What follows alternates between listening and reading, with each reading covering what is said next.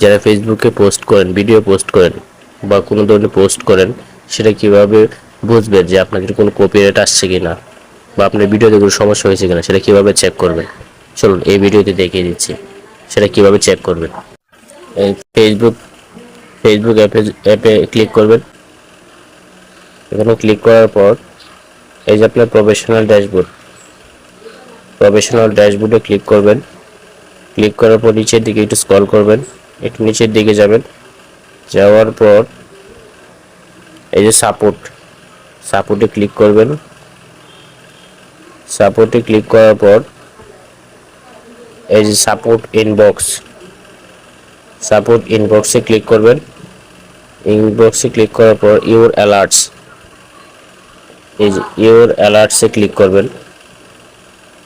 এই যে দেখছেন নো ভায়োলেশন। যদি আপনার ভিডিওতে কোনো কপিরাইট আসে তাহলে এখানে রেড চিহ্ন থাকবে, বা আপনার ভিডিওতে কোনো সমস্যা হলে এখানে রেড চিহ্ন থাকবে বা এখানে শো করবে।